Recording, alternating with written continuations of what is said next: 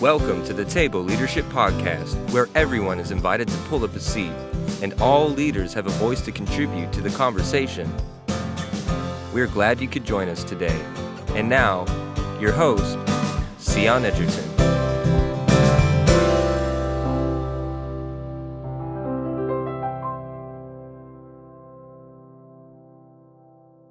Yeah, very official and collegiate with all the stacks of books and everything too. Like, you're real impressive right now. Man, I really love books. So Me too. I have books all over the office. What are you reading right now? What are you really loving? Really? You want to know? Yes. Okay. I'm reading this. The Gospel of Hip Hop. Ooh. Okay, Yeah. tell me about that. I'm really interested to go into. I have a real heart for ministering to Black young adults, and I know you know that. And hip hop is probably the most influential genre culture on the Black community. So I kind of want to know what it is that they ache for and what they look for, and what would good news be. So I figured I would read what they say it is, and then see if I can draw a pathway from that to the uniqueness of Jesus and the necessity of like having Jesus. So, so I'm reading their text. That's so great. Isn't that exactly what we're supposed to do, though? To come into the world and into the culture and say, how can I take what's already real and relevant and meaningful for you and use that, like you said, to draw a pathway? I'm just reminded of the place in scripture where, was it Paul who, I forget where he was ministering, or was it Peter? Whoever it was, I should know this, but I don't, and whatever. But they had all the different idols to gods, right? Yeah. And then there's the one to the unknown God. And he's like, oh, hey, let me tell you about who this God is. And just took something right from the culture and said, cool, I can use this to tell you about how much Jesus loves you. That's exactly right. I mean, that's exactly what you're doing. That's awesome. So necessary. I love it. So then tell me, in light of that and what you're reading and your heart and everything, tell me what you think about Kanye.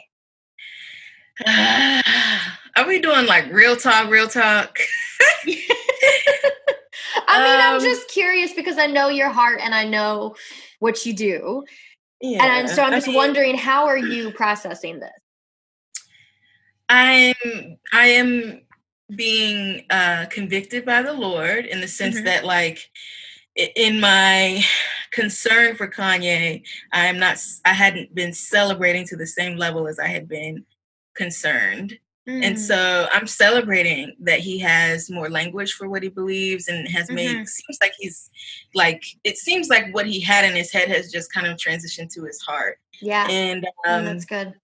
So I feel really good about, the trajectory. I just hope he has the right people in place, because I know that the politics of ministry, sometimes people can kind of try to like take advantage of big people and use them as a badge of honor or something like that. So that's the main thing that I'm concerned about. Just kind of hoping that there are more seasoned believers in hip hop that will come along and help him out. So because there are several, but they're not as flamboyant. But that's just how Kanye is, which is like, I think, hard because I don't think the Black community is taking it as seriously and is a little suspicious, like, how long is this gonna last? Like, is this another like Kanye thing? And so I feel like in some ways it's been painful for the Black community, because it's like, it's actually interesting how the deeper somebody goes into evangelicalism, the less connected to Black culture and Blackness they become. And so so I'm kind of like praying about that too, like, how do we pray for him? But I'm happy for him, and I think it's great. I mean, I'm supposed to rejoice, like there's a party in heaven, right? Yeah. So I rejoice in that for sure. I just hope that he has the right people around him. Yeah, that's critical. Man, can you imagine the next great revival in the church coming through hip hop? Right. I mean, sure. That's awesome. Yeah. That's cool. Thank you. Yeah. Thanks for sharing. Then, so formally, because everybody doesn't know you the way that I know you, let's go ahead and pause real quick and do introductions, because we can just sit here and talk about books and hip hop and what you think about everything all day long. But I want people to know you and love you the way that I do. So go ahead and introduce yourself, and just, Tamice, just tell us a little bit about like who you are, where you're from, what you do, anything that you think might be relevant for our listeners to get to know you. Yeah, I'm Tamice. I'm from Virginia. 757 to be exact. 757. Right. I'm from the Chesapeake area, and I grew up here, and then I just moved back with my family about a year and some change ago. I've been doing full-time ministry for like 14 years now, and I just started my own nonprofit. So I'm kind of trying to get that off the ground, and it's been crazy. I'm in school. I'm a new mom. Well, I'm not a new mom. I have an almost 2-year-old, but it feels like I'm still a new mom. Yes. It's my first one, you know what I mean? So, well, every season of parenting, it changes too. I mean, I've got a 9-year-old and a 7-year-old and a 3-year-old, and I still feel like I'm a new mom because my 9-year-old all of a sudden is just doing 9-year-old things. And I'm like, well, that's new. So yeah, I feel like I'm in a perpetual state of new momness. So I'm with you, right or wrong. I'm with you. Appreciate that solidarity, sis. Appreciate that. And we are kind of from the same place. I'm unfortunately all the way over on the West Coast now, but I'll never forget the night that we met at IF Gathering, right? We were with Joe Saxton's group all having dinner that night. And I don't remember how the conversation started. Like, oh, where are you from? Where are you from? 757! Oh my gosh, you're from Hampton! Oh, that was so funny. I remember all of that. I don't know why it means so much when you find someone that's like from your hometown, but it's the truth for some reason. Oh my gosh, I love it. And so I've known you since then, just absolutely love the work that you're doing and the heart that you have. Before we get into all that, because I want you to talk a lot about subculture today. Okay. But before we get into all of that, the first question that I have to ask you, I ask this to all my guests, and this is kind of the icebreaker question, is if we were together right now, live, not virtually, and we were gathering a group of leaders to do this, to have some conversations and do some leadership development, because of course this is the Table Leadership Podcast. The question is, what would you be feeding us? I probably would be feeding you probably black eyed peas. But like if it was actual food, but if it's more theoretical, I think I bring perspective to the table. I think. I think good. I think I bring advocacy to the table, and I have a lot of receipts, so I'm bringing those with me too. Oh my gosh. I want to talk about that. I do, but I have to ask you, do you make your own black eyed peas? Oh yeah. Okay. We start cooking them on December 31st. And then we eat them when we get home in the new year. We always done that. Yeah. Give me like the real quick down and dirty, how do you make them? Because here's the thing. I can't tell you that. Hey, listen, you know what? When I hit stop recording, then will you tell me? You're not going to give me the secret, are you? Yeah, I might tell you when you finish recording. Okay. All right. Cool like that. Asking me for the recipes. I know. It's taboo for my me to ancestors do that. are turning over. Here's my problem though, Tamice. Listen, I am on the West Coast of California, and there is nothing that even closely resembles soul food here. So if I am not cooking it myself, wow, not happening. I was talking to Chris House. Actually, Chris House gave me, do you know Chris? I don't think so. Worship pastor? Nah. Janika's husband? Okay. He's 757 too. And he was on the podcast recently, and we were talking, and he actually gave me a recommendation for a soul food place. It's a couple hours away from me though. So I'm still looking. I'm still on the hunt. If any of the listeners in the East Bay area know where I can get some legit soul food, that would be great. But I was telling him the one thing that I miss the most, aside from like my family, of course, and my friends, because, my people are important. That's a given. But I said the one thing that I miss the most is mango. You ever been there in Phoebus? Yeah, I've been there, girl. Yeah, okay. I miss mango. I do. Yes. I really do. Take a moment of silence. Mango. Just kidding. I will do it too. I will. Okay. So now that you've got me craving soul food, and I love that that's what you would bring too, is black-eyed peas to the table. Everybody, and I love, I always start with that kickoff question just because I think there's something really beautiful and equalizing about gathering to break bread together around the table, and there's just something really powerful. I was doing an interview recently with a really dear friend of mine, Kim, and she was talking about the ministry of the kitchen. And I was just like, oh, that just so resonates with me, not just because I love to eat, but, just truly the ministry of the kitchen and the ministry of food and gathering around a table. So I just always like to start with that and see what people would bring as the equalizer. But I love what she said about bringing perspective and advocacy and receipts. So let's talk a little bit about each one of those. Sure. So starting with perspective, what is the perspective that you feel like you bring that is so necessary? I think the main thing for me would be I have grown up in white evangelical spaces. And so because of that, it helps me to stand where I am in ministry and be able to sort of mediate between the spaces that I'm in and love from time to time and the spaces that I live to serve. And so I think oftentimes when I'm reading a book or I'm hearing someone preach or I'm reading, steps to how to do things more missionally or what's the next thing we should do, I often am wondering about my students in my head. Like I'm wondering about all the Black students that I've worked with on campuses and thinking like, I wonder if this author or this speaker is visualizing the same people that I am. Yeah. And, no, that's just kind of been the thing for me for the last probably 5 or 6 years, just what is out there for them and who is thinking about them. Yeah. And so I decided to try to maybe take my concern and turn it into an actual thing. So I think that's the perspective that I bring is like, I go to evangelical graduate programs. I grew up in these movements. And so I think I'm able to communicate to both actually. So yeah, that's good. some And perspective, I think. What you said is so good about who, as these people are writing these books or putting out this content or whatever it is, who are they thinking about? Who is the audience? Who are they really writing this for? Because we like to say, oh no, this is for everyone, this business, this organization, this content, this sermon, this book, this whatever.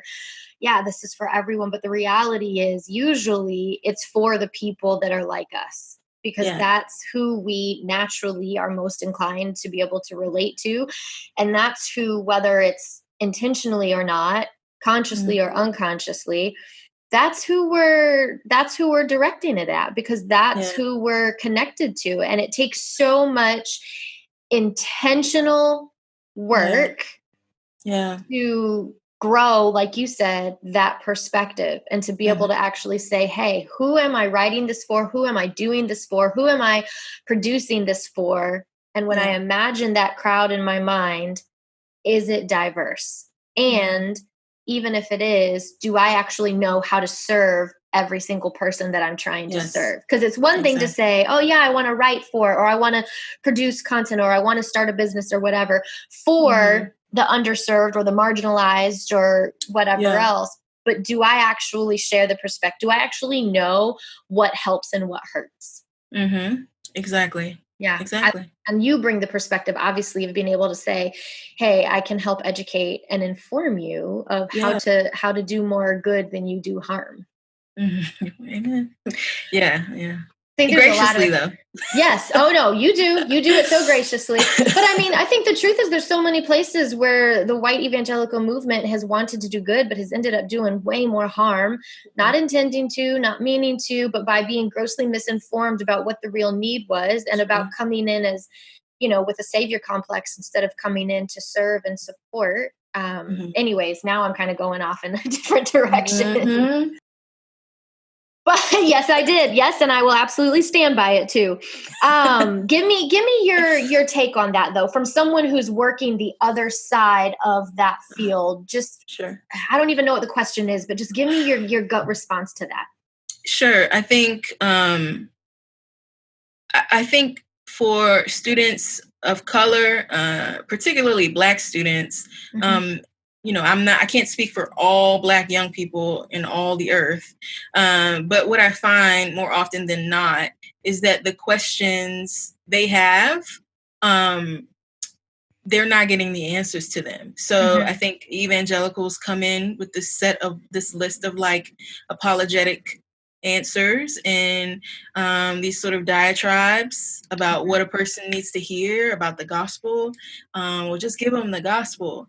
But the gospel is good news. And so the question is not just give them the gospel. The question is, what is good news to these people? Yes. And so if a person is not even in the same wavelength of what you're bringing to the table, and it's just a misstep. And I think for a long time, evangelicals have kind of missed that, like kind of saying, well, just give them the gospel, but they have a certain set of principles and things that they mean when they say that. And some of those things are not, they're not helpful for an initial conversation. So so that's something that I feel like it's probably like a historical thing, like just a general I don't want to say indifference, because I don't think everybody's indifferent. I just think there's like this general like, I thought that this was supposed to work, and like I drew the diagram perfectly, and I don't understand why this isn't working. And I think that the barriers for Black students coming to Jesus are really different. And they're really kind of they're more historical and cultural and social than they are philosophical and theoretical. And I think that's the issue. Well, and as much as I think too, sometimes we like to believe that when we say the gospel, what we mean is something that applies to everyone. But I think there's a lot of places, and this is what's been handed down to us. So again, not to fault those that are continuing to share this gospel, but I think the gospel itself has been colonized in many, many ways. And so when you're taking a colonized gospel and trying to share that as good news, when it's actually really far from the original heart that I think God intended, a colonized gospel bears no relevance to a culture of color. Yeah, that's the truth. And more so, I think it's harder now just because of the climate that we're in. And, there were some, Black people such as myself that grew up in sort of in areas or in neighborhoods or went to certain schools where we knew how to be in mixed presence. And so, that made it a little bit easier for us to kind of be in these spaces and to be the resident token person, and to do that with grace and not even realizing the toll that it takes on you until, until recently, a couple years ago, people are starting to realize like, they're starting to excavate all of this pain as they're thinking through everything.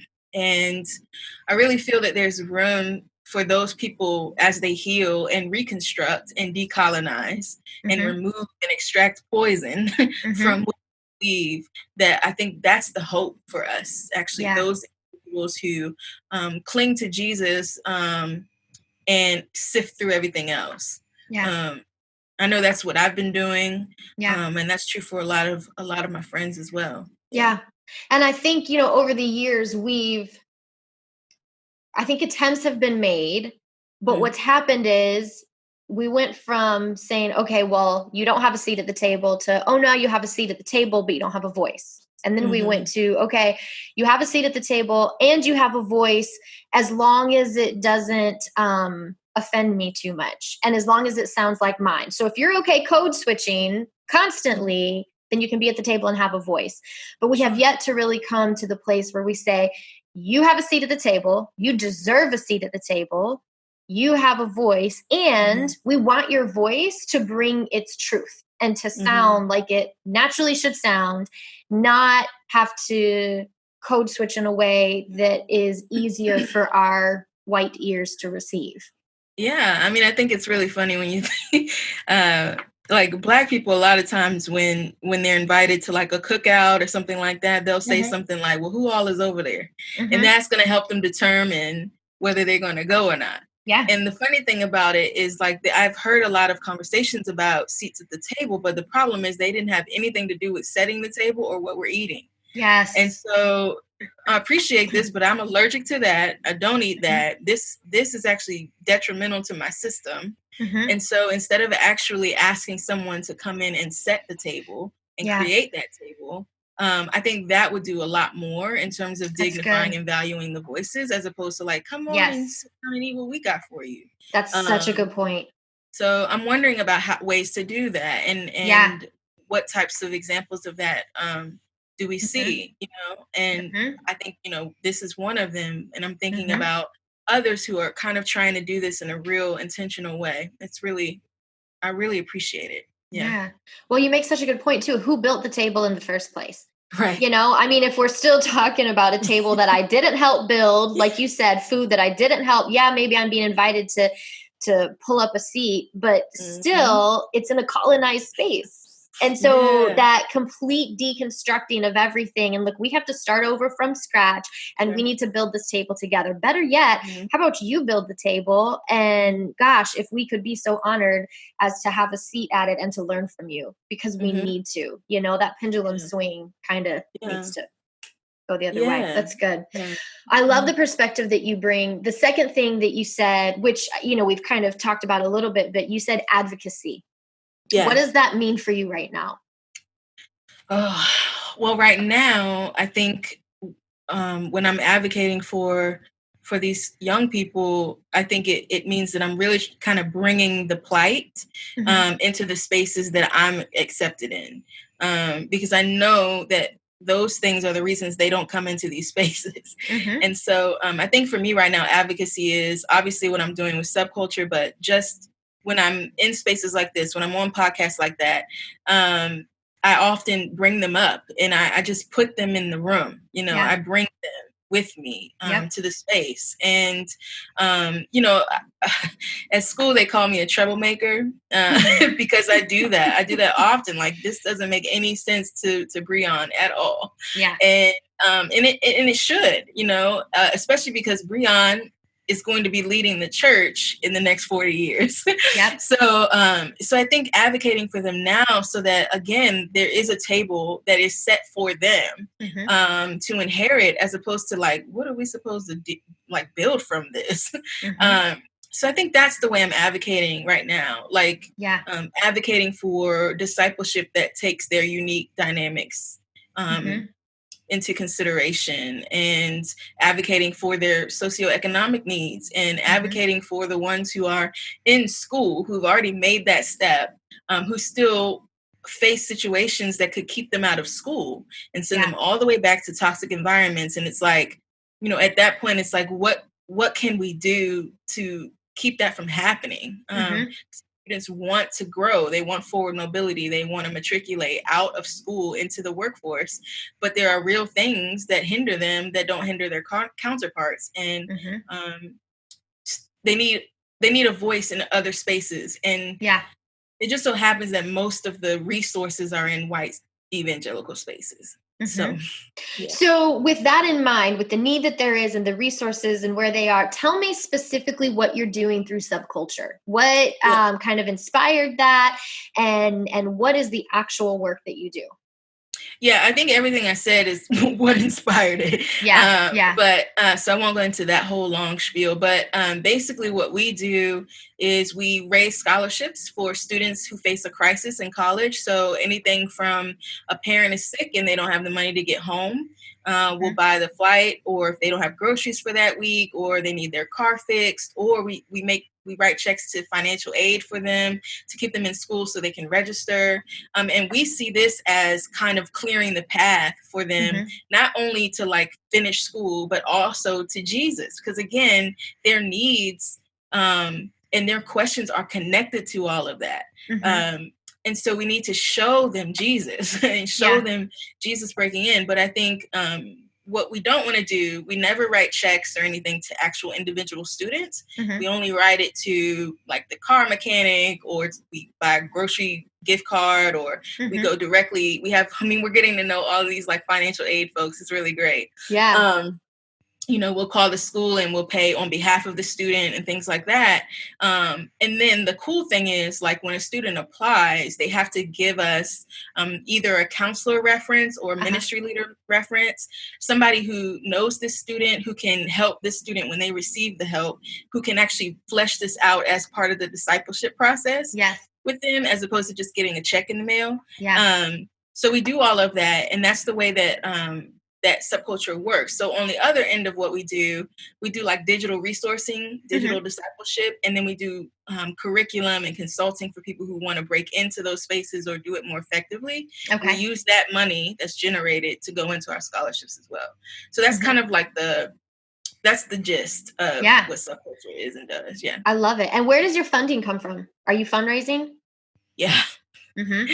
I'm the fundraiser, the CFO, the CEO, the admin, the secretary, the founder. I'm doing it all. All the things. I can't say that. I have a great team. I have a great team of people who are, I guess they're helping me in kind until I can pay them what they're worth. Yep. So it's been great. It's been great to see the people come out, like, out of the woodwork to support and help, and it's been awesome. It sounds like what I'm hearing, and correct me where I'm wrong, because I don't want to put words into something that aren't accurate, but it sounds like what you're doing is actually the work of bringing equity. And I think for a long time, the conversation has been about equality, right? Well, okay, we're equal, segregation ended, whatever, and things are equal. But the reality is it's not equal. Just to put two people in the same space, it's not equal. And so there's a difference between equality and equity. And it sounds like the work that you guys are doing is actually bringing equity to these students of color. Sure. And I think it's funny when you say that, when you talk about equity, because it's kind of like, that's not news to people of color. It's news to white people, like that we've been equal this whole time. We've all had value. And so I think what's hard is that that's news to white people, but again, the people who didn't understand that fact created all of these systems before they had this revelation that everybody's valuable and made in the image of God, right? So I think what happens is, like, we now have to start dealing with the systems that are in place. And one of the main things that I think is it's glaringly clear that the wealth gap between Blacks and whites is what causes that thing. It just continues to kind of push us apart. And the only way for a Black student to close the wealth gap is education. Right. And so when they're not able to finish their education, then again, there's no way for them to close that gap. And so one of the ways that I think, especially the white church or white evangelicals can help, is by giving, put your money where your mouth is, because otherwise it's just, we can sing songs, but at the end of the day, this student needs help, like, to close this gap. And that's what Jesus talks about, right? He talks about, like, if your friend asks you to go with him 1 mile, you go with him 2. Give them your cloak also. Like, take some of what is yours and give to another. And I think, hopefully, and actually, most of our success advocates, the people who are giving to that particular fund, they're all white, which is amazing. They're incredible people. Like, our advocates, shout out to the advocates. They're amazing people. And I think you're right. Like, I know this is a dirty word right now, but it is reparations, right? And I don't know why that's weird, because we are to be repairers of the breach. That's in the Bible. So, in my mind, someone mentioned this to me the other day. They were like, oh, so this is like a reparations thing. And I didn't set out to do that. I just tried to think of, like, a savvy way of not only having to fundraise, but in a way, like, a church or a ministry that is paying consulting fees to learn how to better serve this community, they're getting equipped. But while they're doing that, they're also, like, legitimately helping a student stay in school, because that's where the fees go. Right. So I think it's a cool model, and hopefully the word gets out about it. So I really love it. I love what I'm doing. I'm so excited for what you're doing, and I've got to see the process as it was Yeah, you kind of did. building and growing. Got to see what, at Azer Collective when there was so much just stirring, and I love it. And what we'll do is we'll include in the show notes all of the links and the information, so that if people want to find out more, learn more, get involved, start giving, that'll all be in the show notes. So for everyone that's listening, make sure that you check those out and look at the work that Tamice is doing and figure out how you can get involved. For sure. Yeah. And so you mentioned 3 things you said you brought to the table: perspective, advocacy, and receipts. Receipts. Talk about receipts. I mean, I've been in the game a long time. So I think receipts was just kind of a tongue-in-cheek way to explain perspective. It's like, I've been in the game a long time. And only now, it's funny, I remember when I started to become a little bit more vocal about these types of things, and friends would say, you're acting so weird. Like, this is so new. Like, who are you? You've become this angry person. Like, what is going on with you? Like, have you become liberal? Are you still following Jesus? You should see my DMs and my emails and my voicemails. Wow. And I think, you guys, I have always been Black. Yeah. You never asked me about it. Yeah. But I've always been Black. Yeah. And I think what's interesting is I started to become more vocal about that because something needed to be said about all of these young people dying, in that span between like 2012 and 2016. I mean, it was ridiculous, the amount of young people who were being murdered. Yep. And, for me to say something about their lives mattering and not only losing friends, but losing donors as well. Yeah. Because it's, you're bringing politics into it. And there's nothing political about Imago Dei. There's nothing political about that. And so I feel like, since that time, I've healed a lot from that time, and I feel a lot more confident, but also, I really love my brothers and sisters, and this family is dysfunctional, but we don't have a choice. We are all in this family together. We got the same blood. Right. So like, I think what's been helpful is having people like yourself, other people, other white women and men coming alongside and saying, we see you, we hear you, sis. Like, how can we pray? Like, I'm actually going to say something or affirm something that might even cost me a little bit. And in that way, that solidarity is real. It feels like, this person really, they see me and they care. And so when I talk about receipts, it's like, you can't trick me because I've been in the game. Yep. So you can't come into a situation and say, well, this is just, we're just trying to be patient. It's like, no, y'all didn't do that with this situation. Like, I know how y'all operate around this time of year, and this is not what you said about this person. And, in one hand, we shouldn't worship, idols. And on the other hand, if a person begins to expose the idol, well, that's not okay. We should be proud of where we're from. And I know you can read between the lines with that, but it's just like that kind of stuff is like, wait a minute, y'all are being real. This doesn't make any sense. One of these things is not like the other. Yep. And they don't fit. So, yeah. And so I think, but I don't want to sound like I'm bashing my brothers and sisters because I love them and I don't have a choice. And I think that's one thing that kind of separates me. I tell this a lot to my clients. It's like, I have no desire to make someone feel worse than they're already doing. Like, that's not, I do want them to feel, right. But shame is not one of the things that I want them to feel. Yeah. And so what we do in our work is definitely really just trying to have dignity and privacy for people to learn this stuff so they feel armed when they come to the table, as opposed to like feeling like I can't step into this, I'm gonna say the wrong thing, everything's a minefield.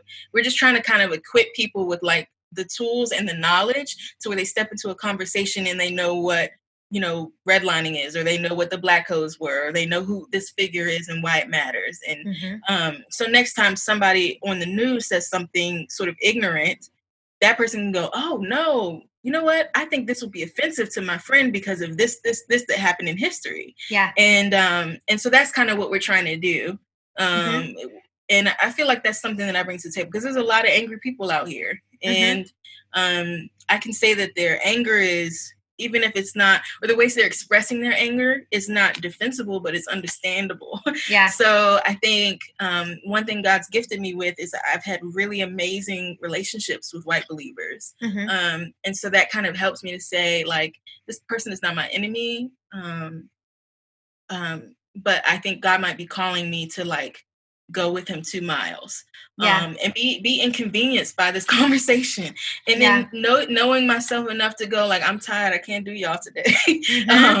But for the most part, like, just saying, like, no, it is my call as a Christian to lay down my life. And sometimes that means answering the same question that you asked me last time. But it is what it is. And so I think that's what I mean by receipts. No, that's good. And on the other side of that, on the other side of the receipts, I'm thinking is the invoice. And I think, was it Christina Cleveland? Yeah. Was it Christina who posted that thing on social media about the invoice? Tell me, because I don't want to say it wrong, and because there's a number of things on it, but tell me the idea of that again. I don't even remember, girl. I saw it go out and I was like, Christina's out here on this rant right now. She's dope though. I mean, I got to meet her, like, doing this, I'm doing this justice cohort for emerging leaders, and being in her space, like, she does not hold back, like, from what she says, but when you're around her, she's only ever talking about, like, let's just center ourselves and sit in the presence of Jesus. She's the most, like, peaceful to be around, but she will give it to you. Yes, and I love it. And what she was talking about, it was so good with the invoice. It was basically, a Black woman's invoice, and it included items on it. It was like this line by line invoice of expecting me to share my story for free, and all of these other things, and having to educate you, and there was all of these things that oftentimes I will say, like, majority white culture that needs to have the awareness brought almost expects, like, it's your job, it's your duty, it's your responsibility. And on the one hand, yes, we need to, be willing to educate and all that.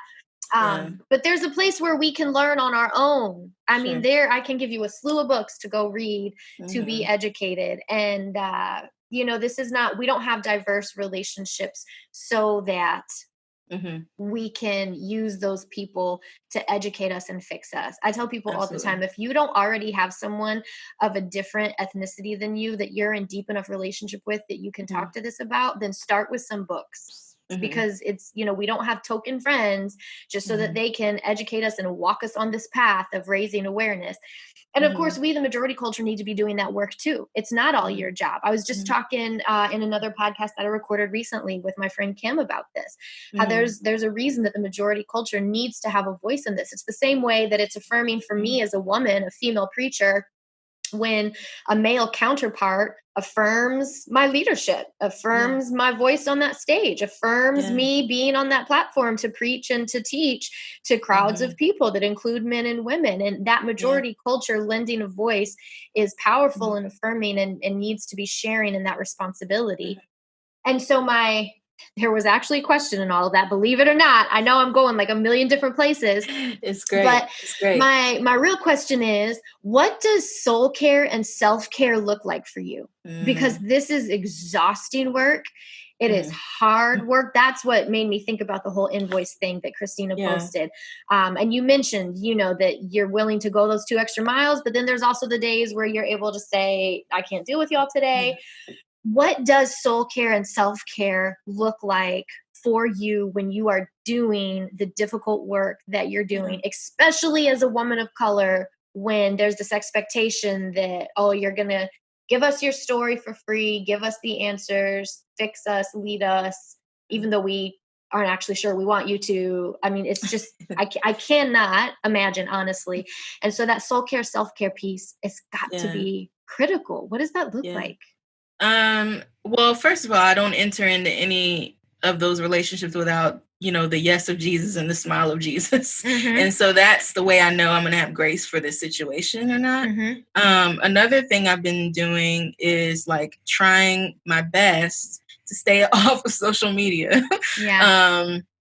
because if I post what I really think about something, I'm not gonna go back and forth with y'all on this. This is my wall. But I don't want to get into all of that. So sometimes I just get on there, maybe like on the weekends. I'm trying to do that. I'm trying to do a little bit better with that. And just kind of being on Instagram and just posting pictures of my baby and stuff. Yeah. So yeah, there's that. Another way that soul care happens to me is writing. Getting to express myself when nobody's talking back or asking questions. Yeah. And then you have to know your limits. You have to know when to be like, not today, Lord. Yeah. I can't do it today, Lord. Yeah. And also having friends, you having friends where you can be like, girl, guess what just happened? And them just knowing like what you're talking about. And without like, having to explain it and unpack it. Yeah, just, it doesn't even have to be a whole sentence. It could just be something like James.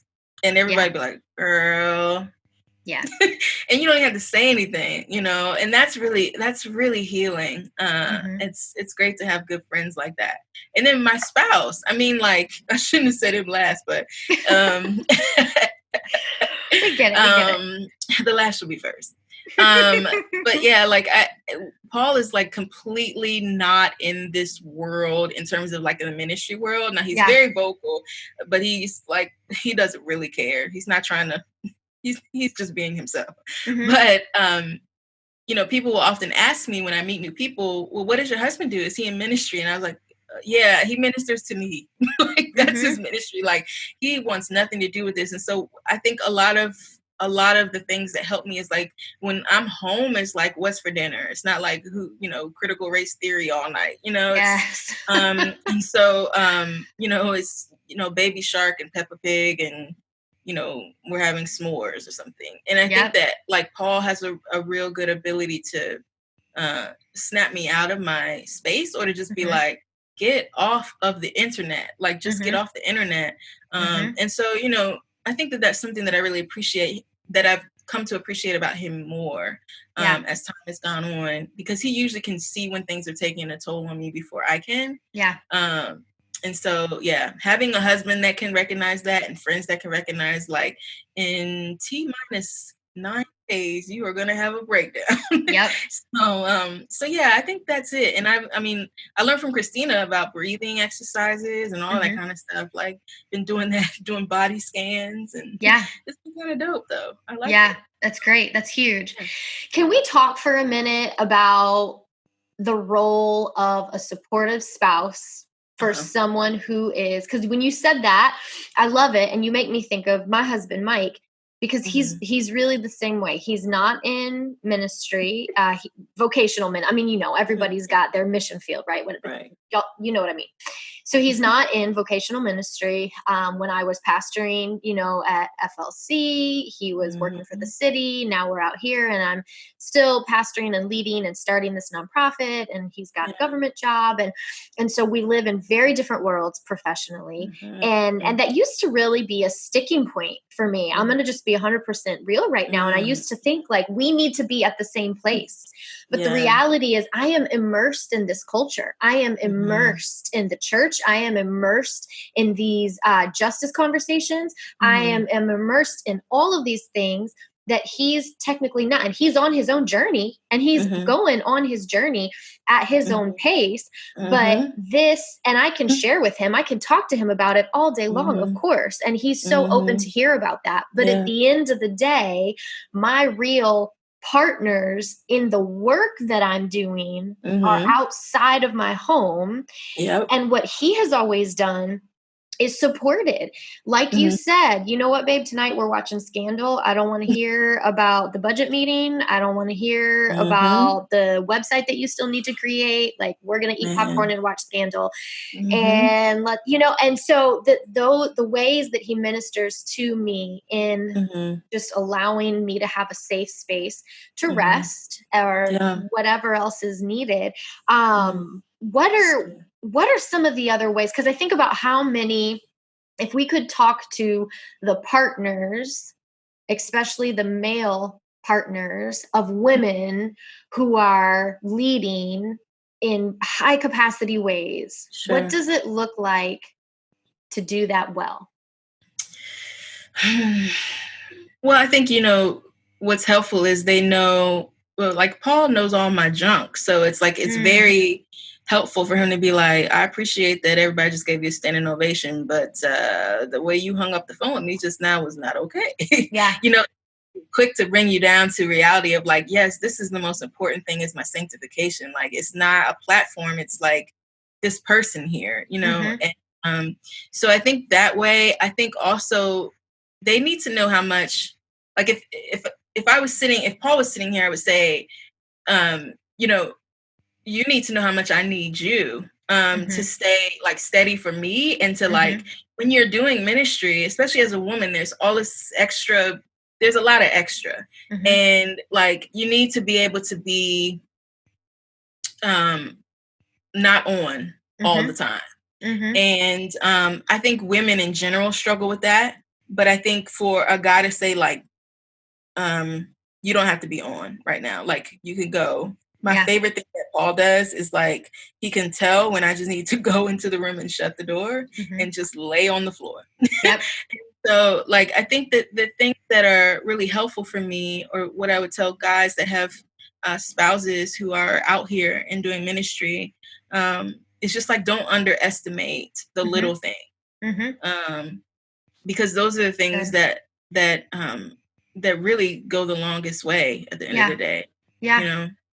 How else do we create those kind of safe spaces? Because what I don't want the person who's listening, who's single, to hear, oh, well, where's my support system? I don't have support. Because we're not all going to be, married, and we don't need to be, because that does not add any value to you or your that does not validate your calling. It doesn't add value to you as a person. I wanted to speak to the spouses, the married couples, because I think it's important for them to understand the role that they play in supporting the partner who is out there doing that difficult work. But what are the other safe spaces that we can create for ourselves when we're single? And because those spaces and those support system, that tribe, that village, like that is still really, really critical. Absolutely. So what are the other ways that we create safe spaces? What has that looked like, or what have you seen other people do that's been really effective? Yeah, I mean, I think, well, I'm gonna give a shout out to Erna. My friend Erna just started this cohort for women who are in ministry, and it's specifically designed for them to come together and just be, and they all get each other. She's calling it Liberated Together, and it's like, you should probably interview her. She's dope.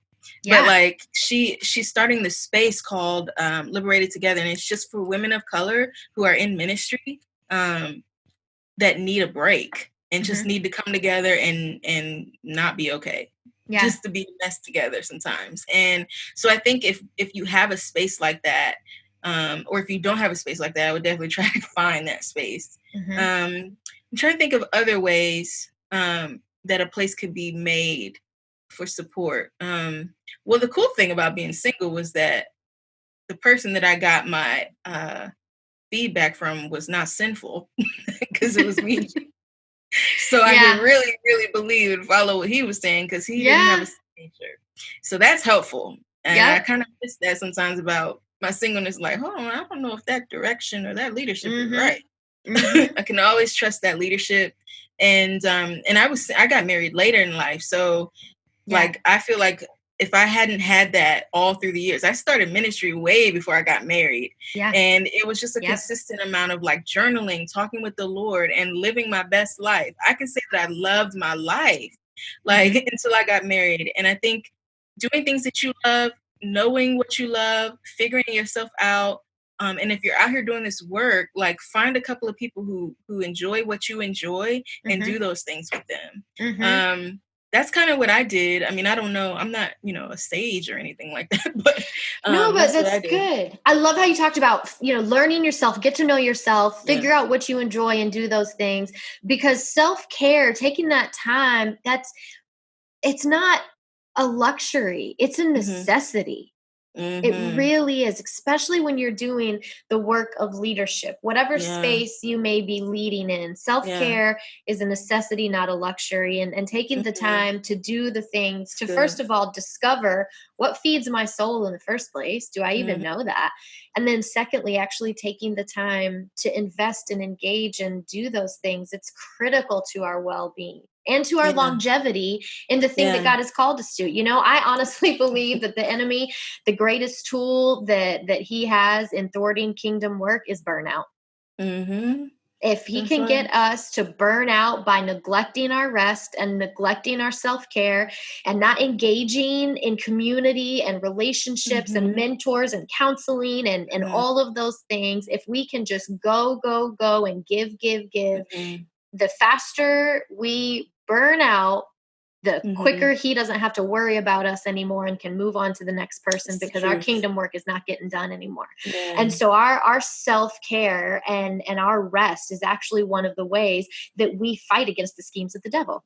Yeah, it's the truth. I believe. Maybe I'm being a little no, it's true. A little and I mean, extra also, about it, like, but- don't be super spiritual about it. I mean, for a little while, feeding my soul, Doritos were feeding my soul for a little while. Right. No, it doesn't have to mean that I'm like up in my prayer closet all day long. You know, I'm serious about popcorn and Scandal reruns. And, you know. I know you got to be watching reruns now because they're on Netflix. I know. I'm picking out what you're laying down.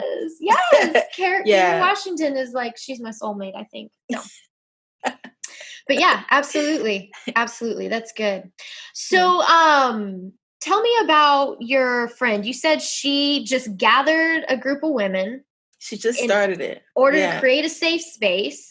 So for someone who says, gosh, that's what I need. I'm looking around.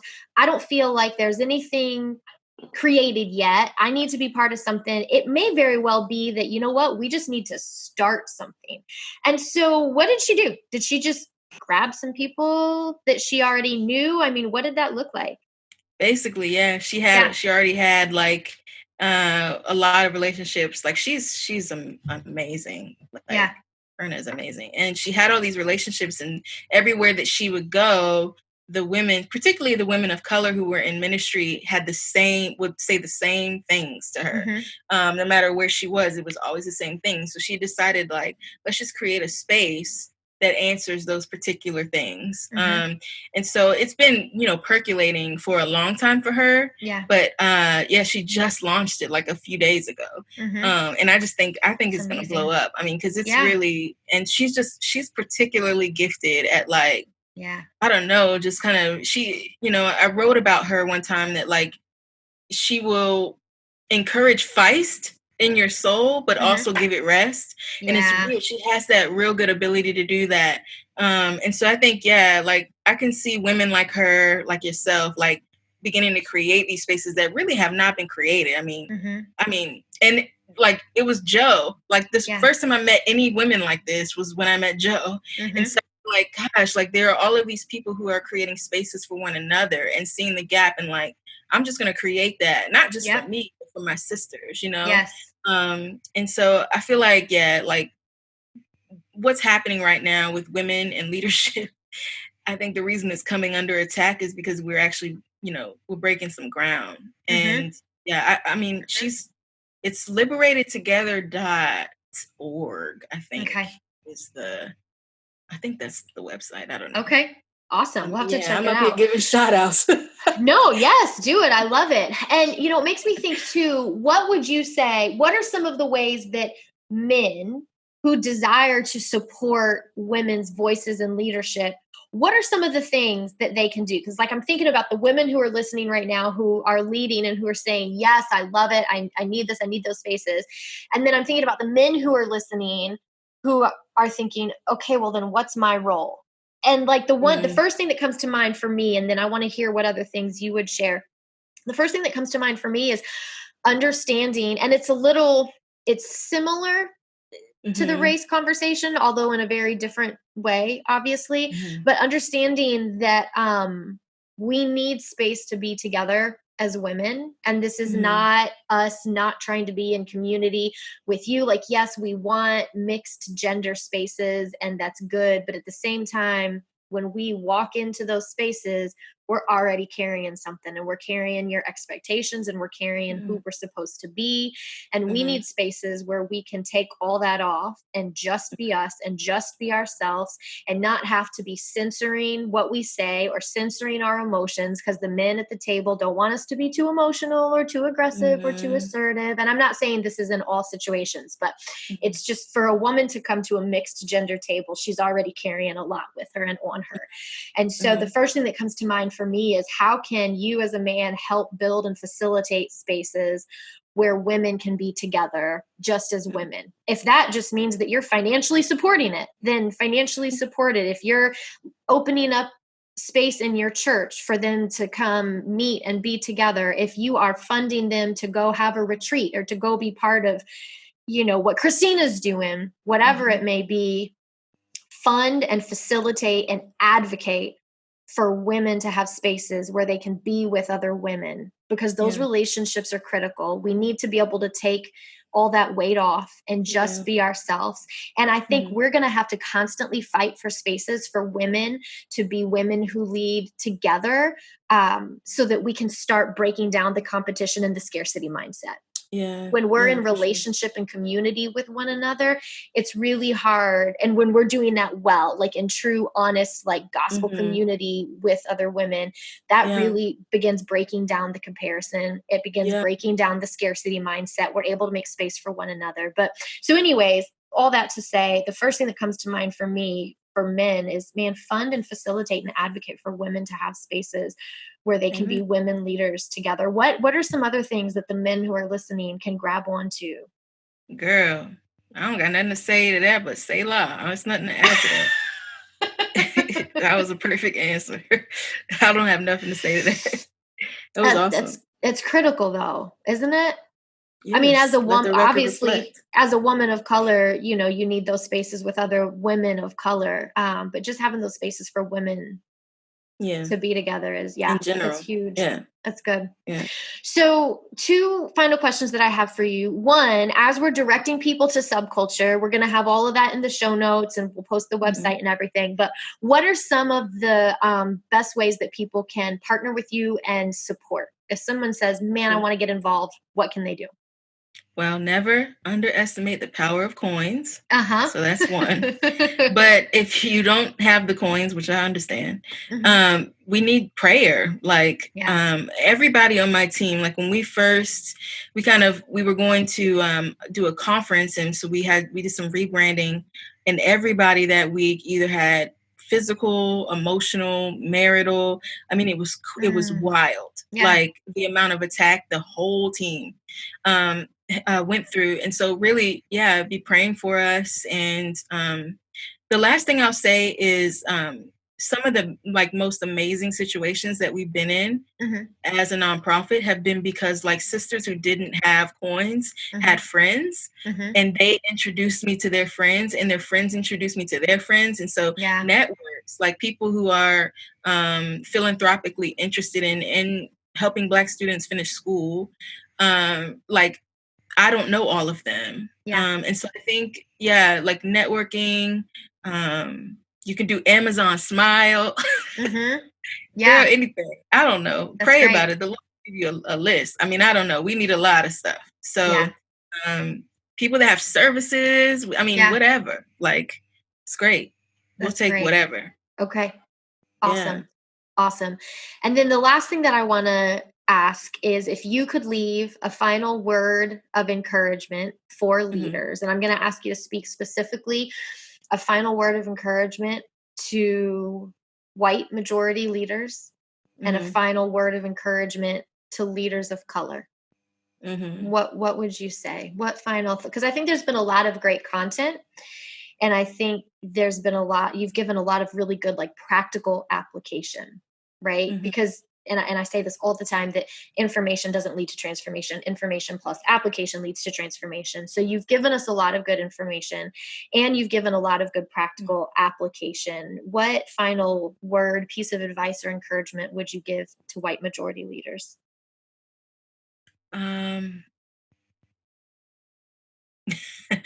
the first thing that came to mind was, come on in, the water's fine. But it's not fine. It's choppy out here. Yeah. But I think, like, opt in, please. Yeah. Please opt in. Mhm.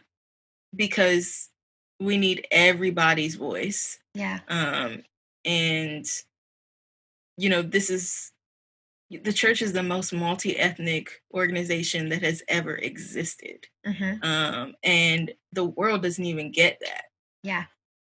Yeah. Especially in America. So, Yeah. I mean, we need everybody to be, unified around this thing. Like, we're going to Mhm. go after the things that uh, affect the image of Jesus in our world. And one of Yes. those things in America has been white supremacy and racism. Mhm. And those things actually hurt white people as well. I Yeah. don't think that they know that, because it robs them of developing a real identity and a connection to, like, who God made them to be. They were just Yeah. given this, like, cloak thing that never really made them go deeper into who they were. It was just like, it's like kind of like skipping the line at Disneyland, Mhm. like, there's something about, like, watching people do the ride that changes it for you. But, like, whiteness was just given to people, and it never allowed them to, like, stand in line and take it in. And my hope is that white people will go on this journey too of understanding their own ethnicity. Like, Yeah. white supremacy, it robs everybody. Like, That's good. it's insidious. It robs everybody, and it's a foundation that cannot hold anything, as you can see. So Yeah. Yeah. I think that's what I would say to white leaders, and also, like, we love you and need you. Like, Yeah. it's not like, don't opt out, and don't settle for shame. Yeah. Like, shame is lame. Hey, that That's good. rhymes. Hey. But yeah, don't No, do that's so that. good. Like, we don't have time for that. Like, we're in a fight. We don't have Right. time for you to be sitting on the sidelines feeling shame. Right. You're made in the image of God, like, intentionally. You look how you look intentionally. Yeah. So let's not do the shame thing. Like, let's just go after this, like, together, please. You know what I mean? So good. We could do a whole Yeah. other podcast on that, Tamice. Girl, We I ain't got really, no time. I got a kid that needs to eat.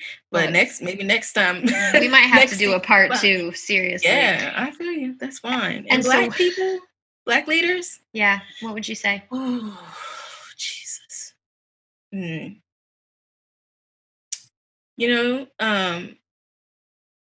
was reading the scriptures the other day and I just started crying. I was reading in Isaiah,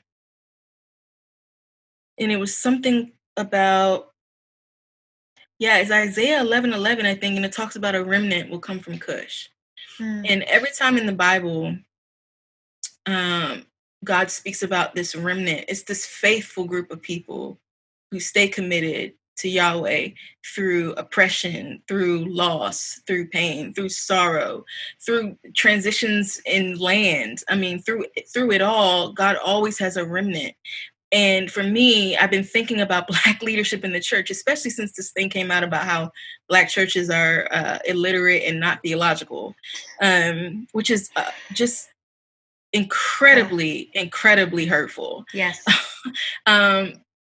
Actually, I want to say something about that while I'm on the air. Okay.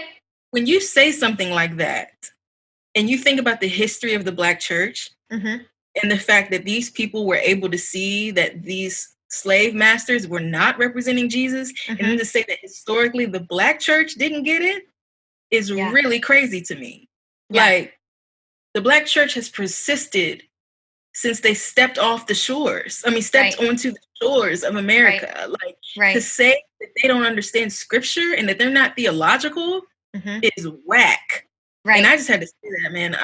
That was crazy. I could not believe he said that. Well, and that, like you said, the Black church is the only one that's actually been able to see through the colonized version of the gospel to what true theology is. Okay.